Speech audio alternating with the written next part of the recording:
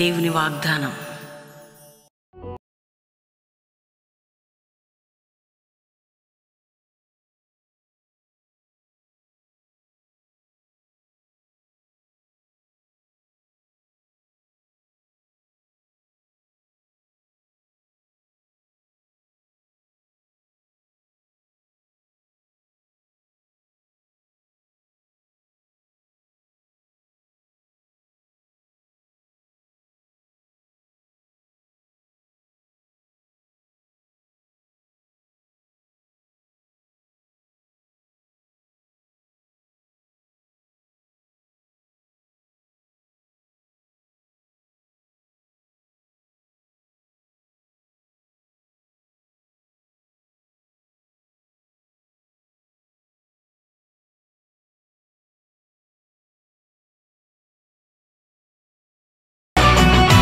This is not an ordinary revival. This is rising revival.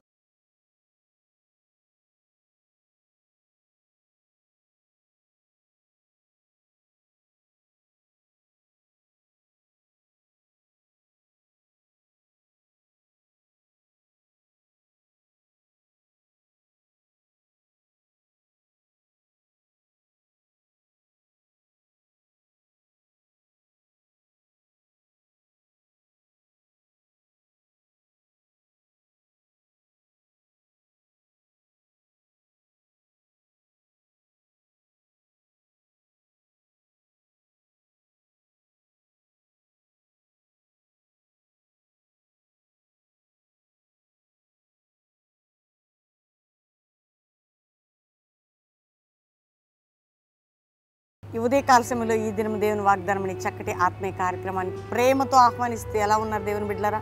మీరందరూ బాగున్నారా? ఉదయం లేచి ప్రార్థించడం, దేవుని వాక్యం ధ్యానించడం ఎంతో మీ జీవితానికి ఉపయోగకరం కదా.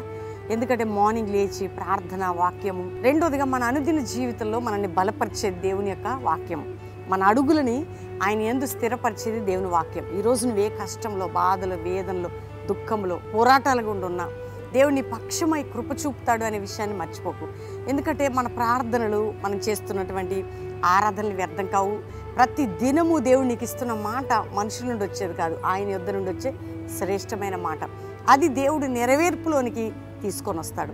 కాబట్టి కష్టంలో, బాధలు, నిందలో, అవమానంలో, పోరాటాల్లో, ఒంటరితనంలో ప్రయాణం చేస్తున్నారా? లేదంటే చెప్పలేని మానసికమైనటువంటి ఒత్తిళ్ళు మీ జీవితంలో ఉన్నాయా? దేవుడు అంటున్నాడు, నా ప్రజలకి, నా పిల్లలకి నేను చేసే కార్యాలు గొప్పవి, నేను ఉద్దేశించిన ఉద్దేశాలు. అందుకని ఈరోజు ఒక శ్రేష్టమైనటువంటి చక్కటి అద్భుతమైన వాగ్దానాన్ని ద్వారా దేవుడు మనతో మాట్లాడబోతున్నాడు. కాబట్టి ధైర్యం తెచ్చుకోండి, చదువుకుందాం శ్రేష్టమైన వాగ్దానం. నేను చదువుతున్నాను ఇర్మియా గ్రంథం 29వ అధ్యాయం 11వ వచనం. నేను మిమ్మల్ని గూర్చి ఉద్దేశించిన సంగతులు నెరుగుదును, రాబోవు కాలమందు మీకు నిరీక్షణ కలుగునట్లుగా అవి సమాధానకరమైన ఉద్దేశంలే కానీ హానికరమైనవి కావు. ఇదే ప్రభువైన యెహోవా వాక్కు. నేను మిమ్మును గూర్చి ఉద్దేశించిన సంగతులు నేను ఎరుగుదును అంటే నిరీక్షణ కలిగినట్లు సమాధానకరమైనవే కానీ హానికరమైనవి కావు. మనం అనుకుంటాం, ఎందుకు ఇలా జరుగుతుంది, ఏమైపోతుంది, నా లైఫ్ ఏంటి, నా జాబ్ ఏంటి, నా వివాహం ఏంటి, నా కుటుంబం ఏంటి, నా ఆత్మీయ జీవితం ఏంటి. కానీ దేవుడు నీ గురించి, నా గురించి ఉద్దేశించిన సంగతులట అవి ఏమంటే అవి నిరీక్షణ, మనకి నిరీక్షణ కలిగినట్లు సమాధానకరమైనవే కానీ హానికరమైనవి కావు. దేవుడు నీకు సమాధానకరమైన సంగతులు నీ పట్ల అంటే ముందు రోజుల్లో జరిగించబోతున్నాడు. ఏం చేయాలి? మనందరం చిన్న నిరీక్షణ పెద్ద కార్యాన్ని చేస్తుంది. హానికరమైనవి కాదు. నీకు హాని చేసే దేవుడిని కాను. నీ విషయంలో నేను ఒక గొప్ప ఉద్దేశం కలిగి ఉన్నాను. నీ పట్ల నేను గొప్ప కార్యం చేయబోతున్నాను. నీ భవిష్యత్తులో గొప్ప బ్లెస్సింగ్ ఉండబోతున్నది. ఇప్పుడు నీకు ఏది హానికరంగా అనిపిస్తుందేమో కానీ హానికరమైనది కాదు, అది సమాధానకరమైనది నీ జీవితంలో దేవుడు నెరవేర్చబోతున్నాడు. అందుకని ఈరోజు ఈ ఉదయకాలం దేవుడు నీకు ఇస్తున్న చక్కటి వాగ్దానం ఏంటంటే, నేను నీ పట్ల గొప్ప ఉద్దేశం కలిగి ఉన్నాను. వింటున్నారా? అది దేవుడు నీకు ఇస్తున్న వాగ్దానం. నేను నీ పట్ల గొప్ప ఉద్దేశం కలిగి ఉన్నాను. ఏంటా ఉద్దేశం? నీకు నిరీక్షణ కలుగునట్లు సమాధానకరమైందే తప్ప హానికరమైంది కాదు. ఏ హాని నీకు జరగదు. ఎటువంటి వేదన నీ నుండి ఉందో అది తొలగిపోతుంది. దేని గుండా మీరు ప్రయాణం చేస్తున్నావో అది సమాధానాన్ని కానీ నిరీక్షణ కలగజేస్తుంది కానీ నీకు హానిని చేయదు. కాబట్టి ఈరోజు ధైర్యం తెచ్చుకో. ఈరోజు ప్రభు నీతో మాట్లాడుతున్నాడు, నిన్ను ప్రోత్సాహపరుస్తున్నాడు, ధైర్యపరుస్తున్నాడు, కృప చూపుతున్నాడు, కనికరము చూపుతున్నాడు. ఆయన నేను లేవనెత్తబోతున్నాడు. కాబట్టి ప్రతి ఒక్కరు మీలో ఉన్నవారు దేవునికి థ్యాంక్స్ చెప్పండి. ఈ ఉదయకాల వాగ్దానాన్ని బట్టి, అవును ప్రభా నా పట్ల గొప్ప ఉద్దేశం కలిగి ఉన్నావు అని దృక్పథంతో ముందుకు సాగండి. దేవుడు మిమ్మల్ని దీవిస్తాడు. ప్రార్థన చేసుకుందాం అందరం కలిసి. తండ్రి, ఎంతమంది ఉదయకాలం మీ వాగ్దానం రిసీవ్ చేసుకున్నారు? అవును ప్రభా, మా పట్ల నువ్వు ఆలోచించిన విధానం గొప్పది, నీ ఉద్దేశించిన విధానం గొప్పది, మా పట్ల గొప్ప ఉద్దేశం నువ్వు కలిగి ఉన్నావు. రక్షణ లేని కుటుంబాలకు రక్షణ, రోగాలతో ఉన్న వారికి స్వస్థత, యేసు పొందిన గాయముల వలన ఇప్పుడే వారికి స్వస్థత జరుగును గాక.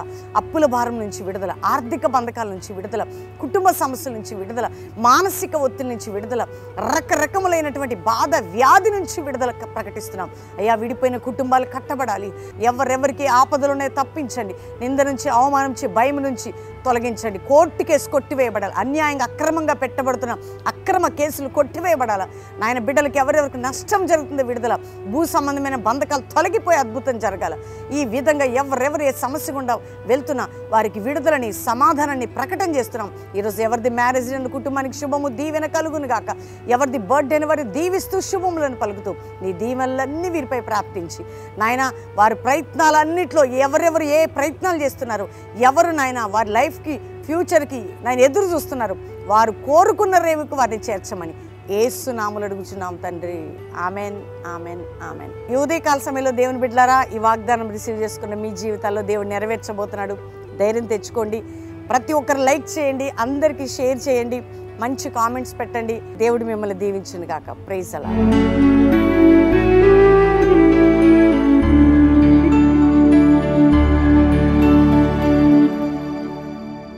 విజయవాడ పట్టణస్థులకు శుభవార్త. విజయవాడ చుట్టుపక్కల ప్రాంతాల వారికి మరి నవంబర్ 7, 8, 9, 10 4 దినాలు బసవ పున్నయ్య స్టేడియం, సింగ్ నగర్, విజయవాడ అద్భుతమైనటువంటి సువార్త, ఉజ్జీవ, స్వస్థత మహాసభలు. మనతో పాటు అడుగుపెట్టేది, మనతో కలిసి ఉండేది పరిశుద్ధాత్మ దేవుడు. బలమైనటువంటి శక్తి కలిగిన ఆరాధన, జీవితాలను మార్చే దేవుని వాక్యం. ఎంతమంది బలహీనతలో రోగులు ఉంటారు, ప్రతి ఒక్కరి కొరకు ప్రార్థించబోతున్నాం. అంతేకాక దేవుని బిడ్డలారా, దైవజనులకి ప్రేమతో ఆహ్వానిస్తున్నాం. మేమే మినిస్ట్రీని డిస్టర్బ్ చేయడానికి కాదు, కానీ మనందరం కలిసి ప్రభుని ఆరాధిస్తుండగా, దేవుని దీవెనలు పొందుతుండగా, సంఘాలు ఆత్మలతో నింపబడి, కుటుంబాలు దీవించబడి, సేవలు అభివృద్ధి పొంది, అందరం కలిసి నిత్యమైనటువంటి ఆయన కృపని, అభిషేకాన్ని, మహిమను పొందబోతున్నాం. విజయవాడ పట్టణస్థులు, విజయవాడ దైవజనులకి ప్రేమతో ఆహ్వానిస్తూ దేవుడు మనందరినీ నడిపించి దీవించును గాక. ప్రైజ్ అలా.